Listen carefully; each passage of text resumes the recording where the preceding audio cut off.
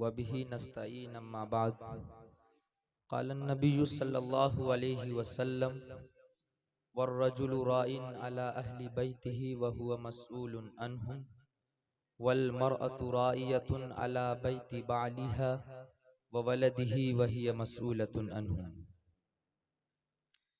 Stage पर मौजूद उलमाए किराम, मुअज़्ज़ज़ सामईन, अस्सलामु अलैकुम व रहमतुल्लाहि व बरकातुहू। हज़रात मोहतरम, हम और आप अभी इस वक्त जिस मजलिस के अंदर मौजूद हैं, अल्लाह रब्बुल इज़्ज़त के नज़दीक यही मजलिस मकबूल है। रूए ज़मीन पर जितनी भी मजलिसें लगा करती है, सबसे अजीम मजलिस यही हुआ करती है। इसलिए इस मजलिस की निस्बत बहुत बड़ी है। इसलिए आप हिम्मत और हौसले के साथ बैठें, और बैठने वाले लोग भी बहुत अजीम हैं। इसलिए कि आप जिस निस्बत पर यहाँ जमा हैं वो मुहम्मदुर रसूलुल्लाह सल्लल्लाहु अलैहि वसल्लम की ज़ाते गिरामी है। आज उसी की निस्बत और उसी की बात सुनने के लिए हम और आप यहाँ जमा हैं। याद रखिए, निस्बत एक अजीम और एक बेहतरीन लफ्ज है। कहा जाता है कि निस्बत से शय बदल जाती है। हम और आप बोलते हैं, कहते हैं कि अगर किसी छोटे आदमी का ताल्लुक और राब्ता, निस्बत जो है, अगर किसी बड़े इंसान से हो जाए तो उसका काम जो है मिनटों में हल हो जाता है। तो हमारी और आपकी जो यहाँ निस्बत है वो जनाबे मुहम्मदुर रसूलुल्लाह सल्लल्लाहु अलैहि वसल्लम से है। इसलिए हम और आप भी बहुत अजीम लोग हैं। मैं आपको जरा इस मजलिस की अहमियत बताता हूँ और निस्बत समझाता हूँ कि इस मजलिस की निस्बत क्या है और आपकी निस्बत क्या है और आप कितने अजीम लोग हैं।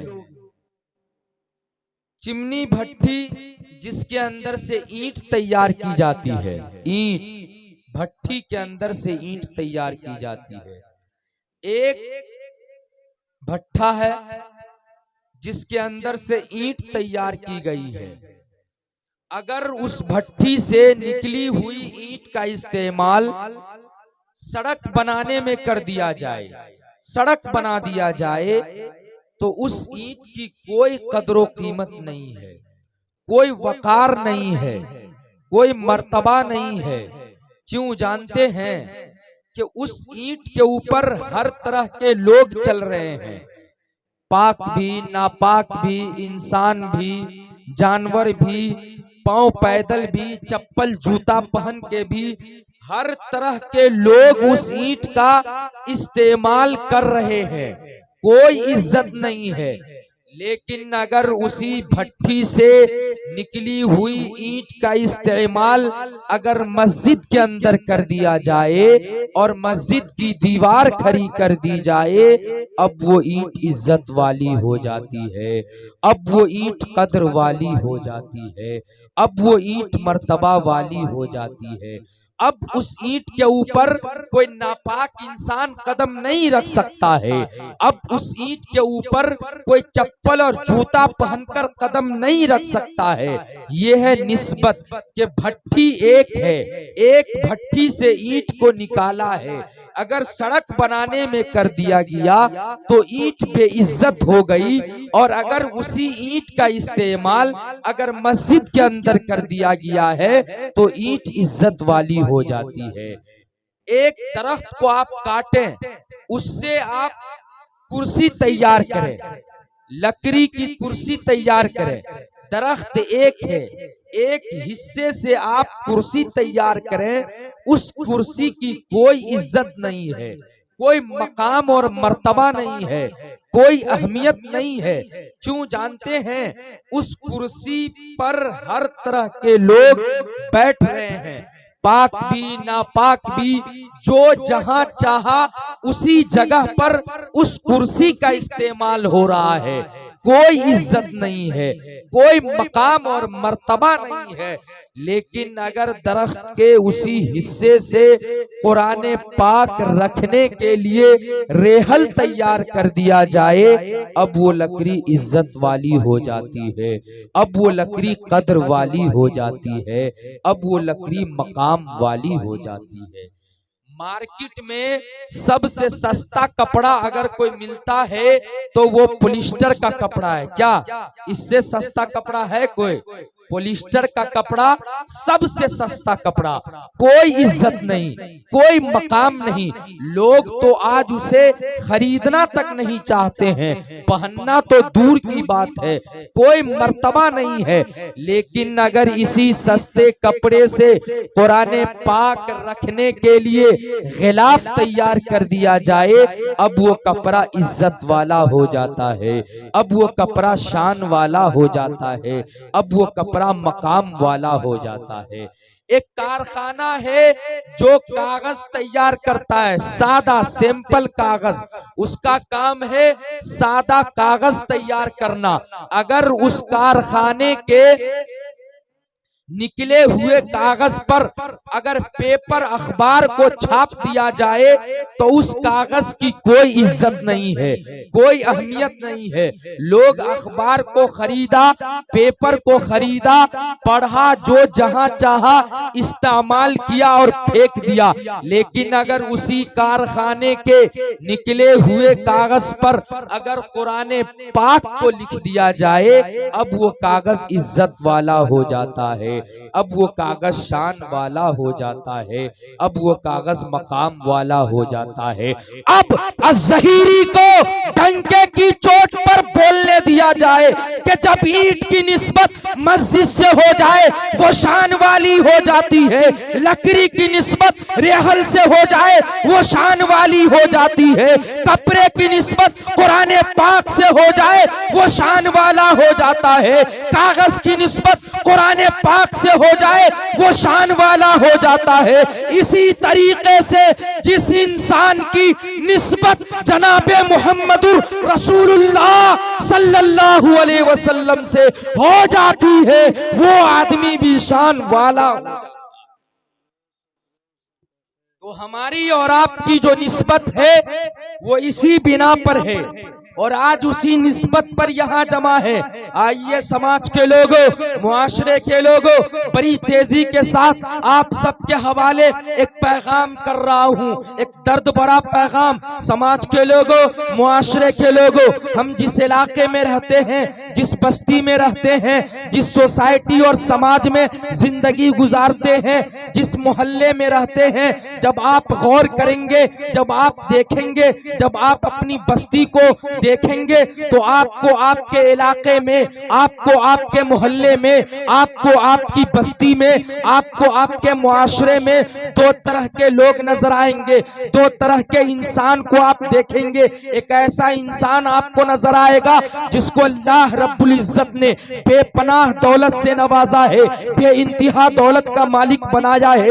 एक इंसान आपको ऐसा नजर आएगा जिसके पास किसी चीज की कमी नहीं है, मकान भी है, दुकान भी है, खेत खलियान भी है, जमीन जायदाद भी है, बैंक बैलेंस भी है, कार कोठरी भी है, सारी दौलतें मौजूद है, सारी चीजें मौजूद है। अल्लाह रब्बुल इज्जत ने उसकी झोली में, दामन में, उसके घर में किसी चीज की कमी नहीं रखी है, सारी चीजें मौजूद है। बेइंतहा दौलत का मालिक, बेपनाह दौलत का मालिक, किसी चीज की कमी उसके घर के अंदर मौजूद नहीं है।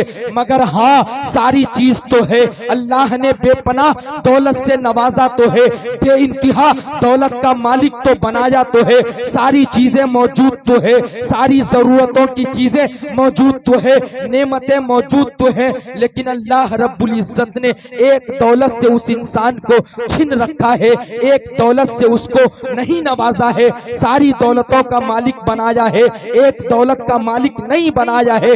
उसके घर में किसी चीज की कमी नहीं है, बस एक चीज की कमी है, एक दौलत की कमी है, एक नेमत की कमी है, जिस बिना पर समाज के अंदर वो आदमी अपने आप को मुकम्मल नहीं महसूस करता है।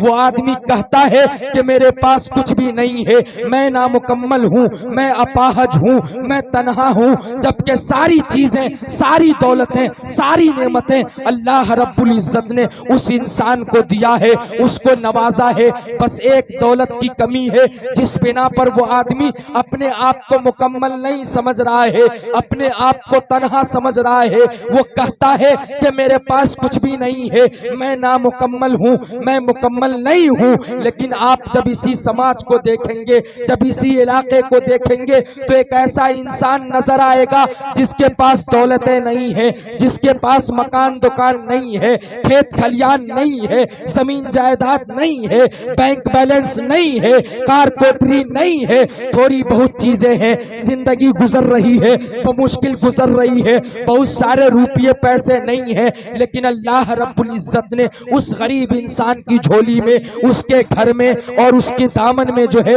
एक दौलत से नवाजा है, एक नेमत से नवाजा है, एक दौलत का मालिक बनाया है, जिस बिना पर वो आदमी अपने आप को मुकम्मल समझता है। वो कहता है कि मेरे पास किसी चीज की कमी नहीं है, मैं मुकम्मल हूँ, मैं मुकम्मल हूँ। समाज के लोगों, मुआशरे के लोगों, आप सोच रहे होंगे आखिर वो मालदार इंसान जिसके पास सारी चीजें मौजूद है, सारी नेमतें मौजूद है, इतना बड़ा मालदार इंसान है जिसके पास किसी चीज की कमी नहीं है, एक चीज की कमी की बिना पर वो आदमी अपने आप को मुकम्मल नहीं समझ रहा है। लेकिन समाज का एक गरीब इंसान जिसके पास कुछ भी नहीं है, बस एक दौलत मौजूद है, एक नेमत मौजूद है, तो वो अपने आप को मुकम्मल समझ रहा है। आखिर वो दौलत कौन सी दौलत है, आखिर वो नेमत कौन सी नेमत है? कलेजे पर हाथ रखिए और फैसला कीजिए, तो आपका दिल बोलेगा, आपका ज़मीर गवाह देगा। वो दौलत एक औलाद की दौलत है, वो दौलत एक बेटा की दौलत है, वो नेमत एक बेटी की नेमत है। और अल्लाह रब्बुल इज्जत की दी हुई दौलतों में ईमान के बाद अगर कोई सबसे बड़ी दौलत है, अगर कोई बड़ी नेमत है, तो एक बेटा की नेमत है, एक बेटी की नेमत है। ऐ समाज के लोगों, ऐ मुआशरे के लोगों, जब हमने अपनी बेटी को, बेटा को इतनी बड़ी दौलत होने को तस्लीम कर लिया, जब हमने मान लिया कि बेटा बहुत बड़ी दौलत है, बेटी अजीम नेमत है, तो भला बताइए हम कहां तक अपने बच्चों के बारे में फिक्रमंद हैं? हम कहां तक मेहनत कर रहे हैं? हम अपने बच्चों के मुस्तकबिल को, उसके फ्यूचर को अच्छा बनाने के लिए कहां तक फिक्रमंद है? क्या हमने कभी इस बारे में गौर किया? बेटा सबको चाहिए, बेटी सबको चाहिए, लेकिन जो बेटा और जो बेटी मौजूद है, आप कहां तक फिक्र कर रहे हैं उसके मुस्तकबिल को अच्छा बनाने के लिए, उसके फ्यूचर को अच्छा बनाने के लिए? आप कहां तक तगोदों में लगे हुए हैं? आप कहां तक उसकी तालीम के ऊपर खर्च कर रहे हैं? उसको पढ़ाने और लिखाने के सिलसिले में आप कहां तक मेहनत कर रहे हैं? आज हमारा पूरा का पूरा मोहल्ला, हमारा समाज, हमारा इलाका, हमारा खानदान, हमारा घर एक बेटा को अच्छा बनाने के लिए, बेटी को बेहतर बनाने के लिए, हमारा घर जाहिल है, हमारा मुआशरा जाहिल है, हमारा खानदान जाहिल है। और आज मैं पूरी जिम्मेदारी के साथ एक बात कह सकता हूं कि आज बच्चों के बिगड़ने में, बच्चों के बर्बाद होने में, बच्चों के बेहिस और बेज़मीर होने में अगर किसी ने सबसे बड़ा रोल अदा किया है, और अगर किसी का सबसे बड़ा हाथ है, और अगर बच्चों को खराब करने में अगर किसी ने सबसे बड़ा काम अंजाम दिया है, तो एक माँ का है, एक बहन का है, एक बेटी का है, एक बहू का है, एक बीवी का है। क्यों? कि आज माँ की जिंदगी में कुरान नहीं है,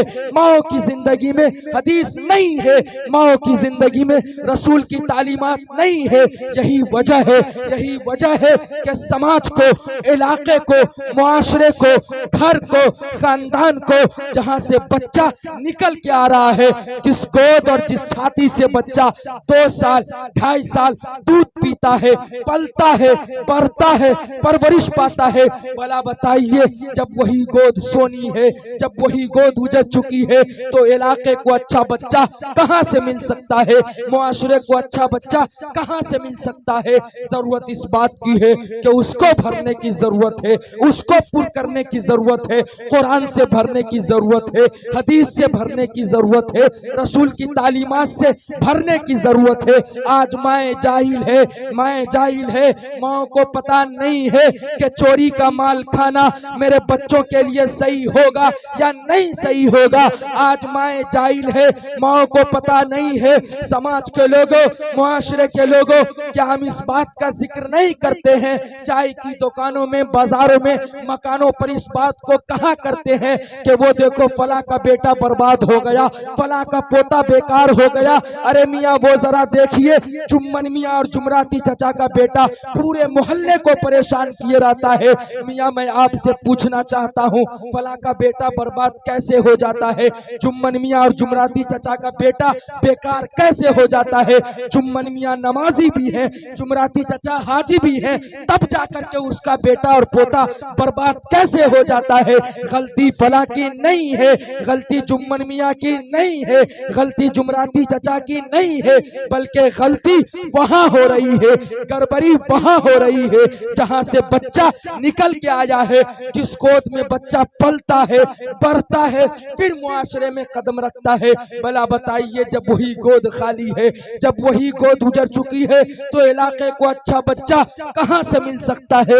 मुआशरे को अच्छा बच्चा कहां से मिल सकता है? ऐ समाज के लोगों, ऐ मुआशरे के लोगों, क्या हमने वो मंजर नहीं देखा? अगर नहीं देखा तो आप गौर कीजिएगा, आम के महीने में, आम के मौसम में हमारे इलाके का हाल क्या होता है, मोहल्ले का हाल क्या होता है, हमारी बस्तियों के अंदर क्या होता है। आम के महीने में छोटे छोटे बच्चे होते हैं, हल्की सी हवा चलती है, 10 से 11 साल के बच्चे होते हैं, 8 साल के बच्चे होते हैं। आम का महीना है, हल्की सी हवा चलती है, चल पड़ता है वो मासूम सा बच्चा, छोटा सा बच्चा झोला लेकर के किसी दूसरे के पेड़ से, किसी दूसरे के बागीचे से, किसी दूसरे के गाछी में आम चोरी करने के लिए, आम तोड़ने के लिए। अम्मी नहीं मना करती है कि बेटा तुम कहाँ जा रहे हो, चोरी करने जा रहे हो क्या?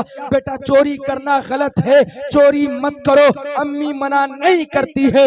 आंधी और हल्की सी हवा चलने पर जो है 10 से 11 साल का मासूम सा बच्चा है, झोला लेकर के दूसरे के पेड़ से आम चोरी करने के लिए, आम तोड़ने के लिए जाता है। होना तो ये चाहिए था कि अम्मी उस अपने बेटे को 2 थप्पड़ लगाती और मना करती कि बेटा चोरी करना मना है, चोरी मत करो, चोरी मत करो, चोरी करना सही नहीं है।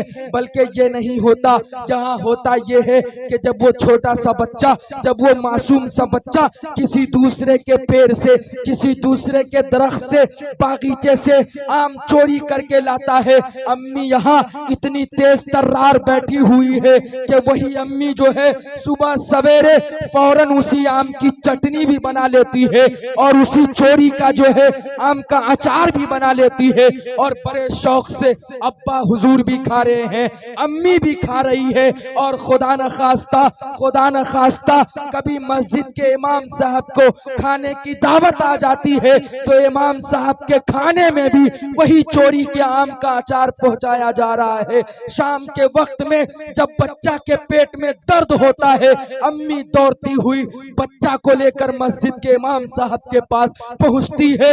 इमाम साहब मेरे बेटे के पेट में दर्द हो रहा है, जरा बेटे को दम कर दीजिए। उस कमबख्त अम्मी को पता नहीं है कि तुमने दिन के खाने में इमाम साहब को चोरी के आम का अचार खिलाया था। बताओ इमाम साहब के बिस्मिल्लाह में असर होगा?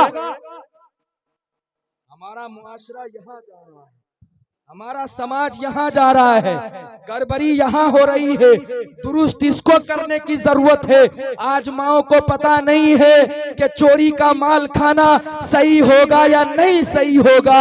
आज माओ की जिंदगी में ये सब तालीमात नहीं है। बाप भी कम नहीं है, बाप भी बड़े तेज हैं। बाप को पता नहीं है कि हलाल क्या है, हराम क्या है, बाप को भी पता नहीं है। याद रखिए समाज के बापों, मुआशरे के बापों, अगर आप अपने बच्चे को कामयाब बनाना चाहते हैं, अगर आप अपने बेटे और बेटी के मुस्तकबिल और उसके फ्यूचर को अच्छा देखना चाहते हैं, और अगर आप ये चाहते हैं कि मेरा बेटा समाज का एक अच्छा बेटा बने, मेरी बेटी समाज की एक अच्छी बेटी बने, तो हर बाप को ये फिक्र करना होगा और गौर करना होगा कि मैं अपने बच्चों के पेट में जो दाना डाल रहा हूं, जो खुराक और लुकमा डाल रहा हूं, वो दाना हलाल है या हराम है। अगर आप अपने बेटे और बेटियों के पेट में हराम का लुकमा और दाना डालेंगे, आपका बेटा कभी भी अच्छा बेटा नहीं बन सकता है, आपकी बेटी कभी भी अच्छी बेटी नहीं बन सकती है। अगर ख्वाब है, तमन्ना है, तो अपने बेटे और बेटियों के पेट में हराम के लुकमे मत डालिए, हलाल का लुकमा डालिए। बाप तो ये समझते हैं कि मेरे बच्चों का पेट नहीं बल्कि एक बोरिया है, बोरिया एक झोला है, झोला, बोरिये को भरते चले जाओ, झोले को ठूसते चले जाओ। अब चाहे हलाल माल हो या हराम माल हो, बस पेट को भरना है, बोरिये को भरना है, झोले को ठूस देना है। नहीं नहीं नहीं, समाज के बापों, आपका बच्चा उसी वक्त अच्छा बच्चा बन सकता है जब आपको ये फिक्र हो कि मैं अपने बच्चों के पेट में हराम का लुकमा तो नहीं डाल रहा हूं।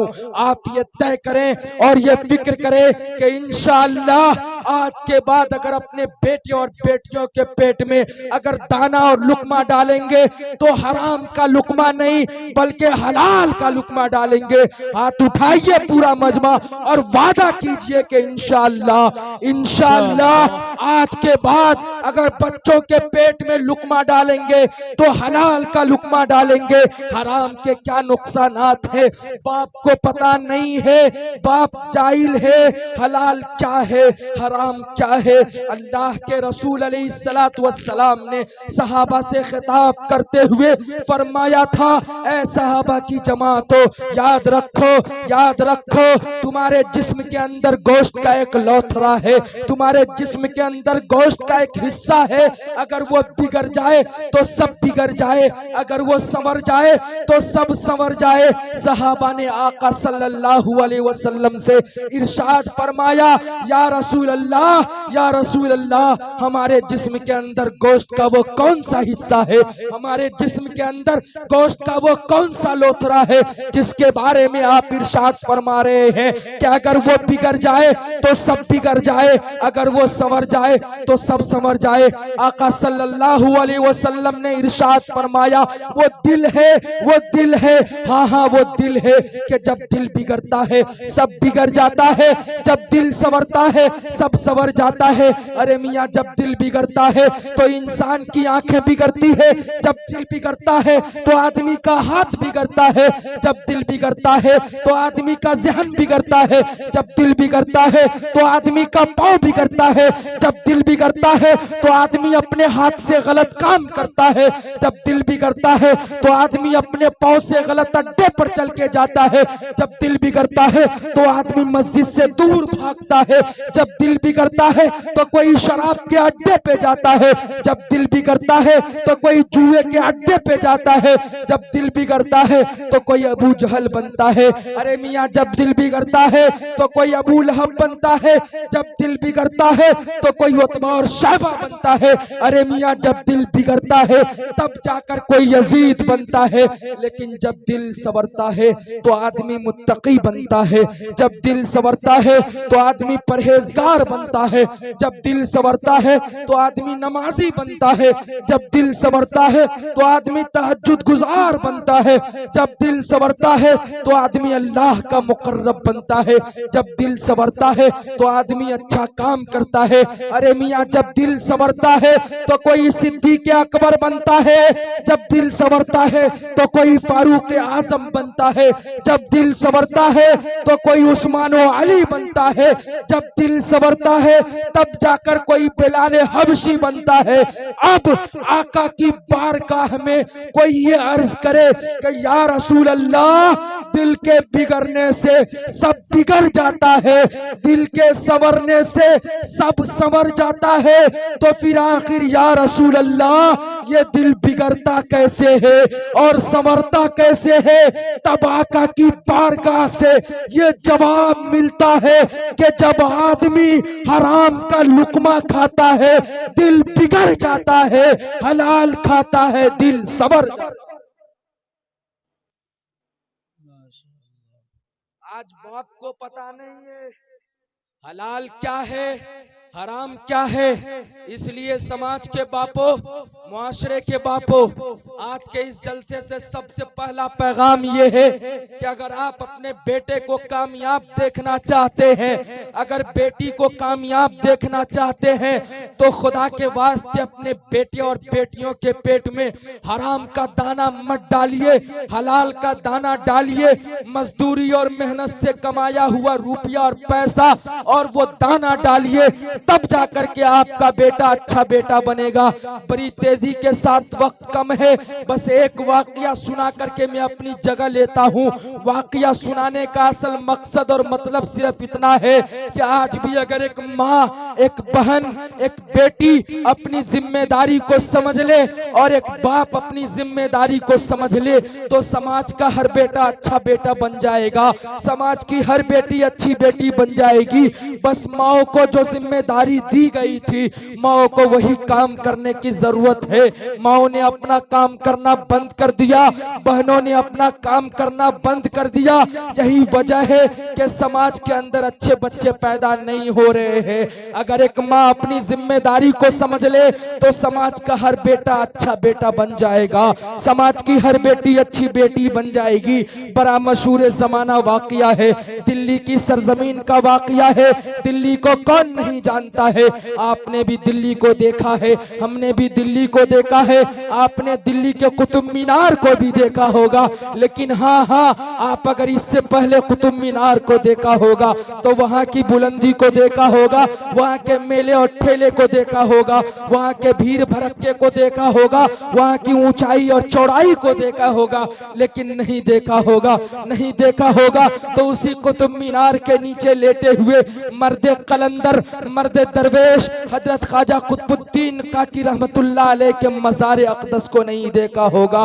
उसी कुतुब मीनार के नीचे हजरत ख्वाजा कुतुबुद्दीन रहमतुल्लाह अलैह आराम फरमा रहे हैं। कुतुब मीनार जो उसी के नाम से मौसूम है, कुतुबुद्दीन काकी रहमतुल्लाह अलैह के नाम से कुतुब मीनार मौसूम है, उसी के बगल में आराम फरमा रहे हैं। उसी का वाकया है, कलेजे पर हाथ रख करके सुनिए और सुनने के बाद ये अहद कर लीजिए कि इंशाअल्लाह आज के बाद हम भी अपने बेटे और बेटियों की परवरिश और तरबियत इसी अंदाज से करेंगे।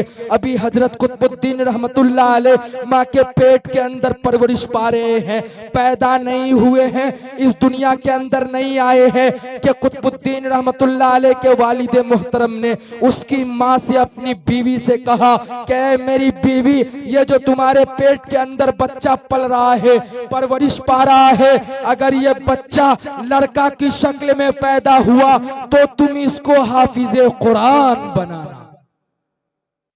वसीयत कर रहे हैं कि मैं जिंदा रहूं या ना रहूं, अगर बच्चा लड़का की शक्ल में पैदा हो तो तुम इसको हाफिजे कुरान बनाना। अल्लाह अल्लाह। ख्वाजा कुतुबुद्दीन रहमतुल्लाह अलैह ऐसे वक्त में पैदा हुए हैं कि उसके बाप का इंतकाल हो चुका है, दुनिया से गुजर चुके हैं। ख्वाजा कुतुबुद्दीन रहमतुल्लाह अलैह हैं, बड़े होते हैं, 7 से 8 साल की उम्र को पहुंचते हैं, 10 से 11 साल की उम्र में दाखिल हुए हैं। एक रोज उसकी माँ को ख्याल आया कि इसके बाप की तो वसीयत थी कि मेरे बेटे को तुम हाफिज कुरान बनाना। इसका बाप दुनिया से तो गुजर गया, लेकिन इसके बाप की जो वसीयत थी मेरे बेटे को हाफिज कुरान बनाना, उस वसीयत को मुझे पूरी करनी है। दिल्ली की सरजमीन है, ख्वाजा कुतुबुद्दीन की माँ है, अपने बेटे की उंगली पकड़ती है और दिल्ली की सरजमीन का चक्कर काट रही है, मस्जिद तलाश कर रही है, मकतब तलाश कर रही है, मदरसा तलाश कर रही है कि कहीं कोई मस्जिद नजर आ जाए, मदरसा नजर आ जाए जहां मैं अपने बेटे कुतुबुद्दीन का दाखिला करवा सकूं और इसके बाप की वसीयत पर अमल कर सकूं। अल्लाह अल्लाह। ख्वाजा कुतुबुद्दीन की माँ है, एक मस्जिद के अंदर दाखिल हुई है, दाखिल होने के बाद इमाम साहब से अर्ज करने लगती है, इमाम साहब ये मेरा बेटा कुतुबुद्दीन है, इसका बाप इस दुनिया से गुजर गया, लेकिन इमाम साहब जब ये मेरे पेट के अंदर परवरिश पा रहा था, इसके बाप की वसीयत थी मेरे बेटे को हाफिज कुरान बनाना है। इमाम साहब इसका बाप तो इस दुनिया में नहीं रहा, लेकिन मैं आपके पास लेकर के हाजिर हुई हूँ। इमाम साहब आप मेरे बेटे कुतुबुद्दीन का दाखिला करवा ले और मेरे बेटे को हाफिज कुरान बना दे। इमाम साहब ने कुतुबुद्दीन नाम के बेटे को अपने करीब बिठाया है और बिठा करके कहा है, पढ़ो बेटा औज़ु बिल्लाहि मिनश शैतानिर रजीम बिस्मिल्लाहिर रहमानिर रहीम। इतना पढ़ना था कि वो 10 से 11 साल का बच्चा इमाम कुतुबुद्दीन रहमतुल्लाह अलैह अलहम्दु शरीफ से पढ़ना शुरू करता है और पढ़ते पढ़ते 15 पारा सुना डालता है। इमाम साहब गुस्से से खड़े हो गए, इमाम साहब का चेहरा सुर्ख हो गया, आंख बगोला हो गए और इमाम साहब ने कहा, क्या खातून तुम मजाक बना रही हो, जलील कर रही हो, इम्तिहान लेने आई हो, तुम कहती हो कि मेरे बेटे को हाफिज कुरान बना दे। तुम्हारे बेटे को 15 पारे याद हैं, तुम्हारा बेटा 15 पारे का पहले से हाफिज है, तुम जलील करने आई हो, इम्तिहान ले रही हो, मजाक कर रही हो। अल्लाह अल्लाह। ख्वाजा कुतुबुद्दीन की माँ है, पर्दे के अंदर ज़ारो कतार रो रही है, रोते रोते इमाम साहब से कहती है, इमाम साहब ये मेरा बेटा कुतुबुद्दीन है, मैंने आज से पहले कहीं कोई मदरसा लेकर के न गई, मैं पहली मर्तबा आपके पास लेकर के आई हूँ, आपके पास आई हूँ। इमाम साहब ये मेरा बेटा कुतुबुद्दीन आज तक कहीं पढ़ने नहीं गया, किसी मस्जिद को नहीं गया, किसी मदरसा को नहीं गया, पहली बार आपके पास लाई हूँ। इमाम साहब मुझे नहीं पता, मुझे नहीं मालूम कि इसने 15 पारे कहां से याद किए हैं, इसको 15 पारे कैसे याद हो गए हैं, लेकिन इमाम साहब एक बात जरूर है, वो ये कि मैं खुद 15 पारे का हाफिजा हूँ और मुझे 15 पारे खुद याद हैं। और जब तक ये मेरा बेटा कुतुबुद्दीन 9 महीने मेरे पेट के अंदर परवरिश पाता रहा, पलता रहा, मैंने जब भी कोई काम किया कुरान पढ़ के किया। इमाम साहब मैं खाना बनाया करती थी, कुरान पढ़ कर बनाया करती थी, मैं झाड़ू लगाया करती थी, कुरान पढ़ के लगाया करती थी। इमाम साहब हो सकता है वही नूर जो मेरे सीने के अंदर है, अल्लाह रब्बुल इज्जत ने 9 महीने के अंदर मेरे पेट के अंदर मेरे बेटे कुतुबुद्दीन के सीने में उतार दिया। इमाम साहब खड़े हो गए और इमाम साहब ने कहा कि खातून यही बात सच है, यही बात हक है, जो नूर तेरे सीने के अंदर है। अल्लाह रब्बुल इज्जत ने तेरे पेट के अंदर तेरे बेटे कुतुबुद्दीन के सीने में उतार दिया है।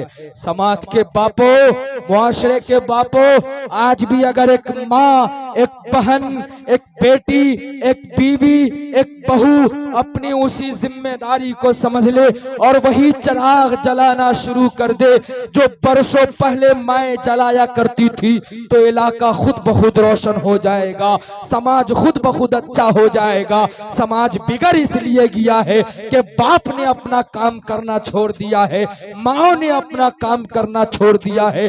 जिनकी जो जिम्मेदारी दी गई है वही जिम्मेदारी पर अगर सब चलना शुरू कर दे, इलाके में अच्छे बच्चे खुद ब खुद पैदा होते चले जाएंगे। मुझे वक्त कम दिया गया है, इंशाअल्लाह जिंदगी हयात रही तो मजीद इससे आगे बातें होंगी। अल्लाह तबारक व तआला से दुआ करें रब्बे करीम कहने सुनने से ज्यादा अमल की तौफीक अता फरमाए।